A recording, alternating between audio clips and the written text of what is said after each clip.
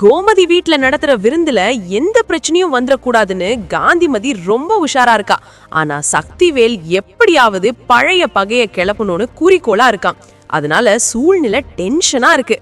அப்ப சுகன்யா ஒரு வசனம் பேசுறா. எல்லாரும் ஷாக் ஆயிடுறாங்க. ஏன் இந்த பக்கம் வர்றதில்லன்னு கோமதி கேட்டதுக்கு, என் புருஷனை இந்த வீட்டுக்கு வரக்கூடாதுன்னு நீங்களே சொன்னீங்களே, அப்புறம் நான் எப்படி வர முடியும்னு அவ பதில் சொல்ல அந்த இடமே அப்படியே உறைஞ்சு போச்சு. அதை கேட்ட பழனி சக்திவேலும் சுகன்யாவும் இங்கிருந்து போற வரைக்கும் அமைதியா இருக்கணும்னு மனசுக்குள்ள வேண்டிக்கிறான்.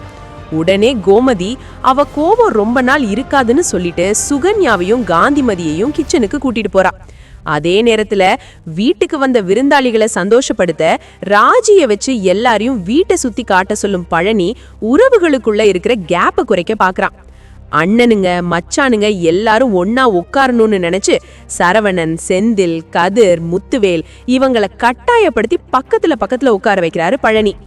கதில் கொஞ்சம் தயங்கினாலும் அதை மரியாதையா மாத்தி பேசுறாரு பழனி. அந்த சூழ்நிலைய காமெடியா மாத்திடுறாரு. ஆனா சக்திவேல் பேசுற ஒவ்வொரு வார்த்தையிலையும் ஒரு மறைமுகமான சேலஞ்ச் ஒளிஞ்சிருக்கு.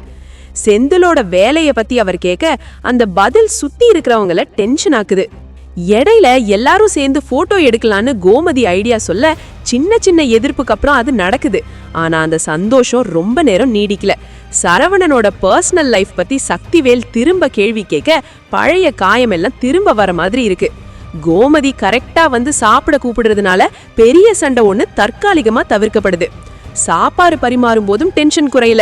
நீங்க எனக்காக வந்தீங்களா இல்ல உங்க தங்கச்சிக்காக வந்தீங்களான்னு ராஜி கேட்க மாரியோட பதில் எல்லாரையும் ஷாக் ஆக்குது. அதுக்கு மேல சக்திவேல் நான் வந்திருக்கவே கூடாதுன்னு சொல்ல அந்த இடமே அப்படியே உறைஞ்சு போகுது. வெளியில ஒரு குடும்ப விருந்து மாதிரி தெரிஞ்சாலும் உள்ளுக்குள்ள பழைய வலி, சொல்லாத கோபம், புது மோதல்னு எல்லாம் கலந்து ஒரு வெயிட்டான எபிசோடா இது இருக்கு. அடுத்து என்ன பிரச்சனை வெடிக்கும்னு பொறுத்திருந்து தான் பார்க்கணும்.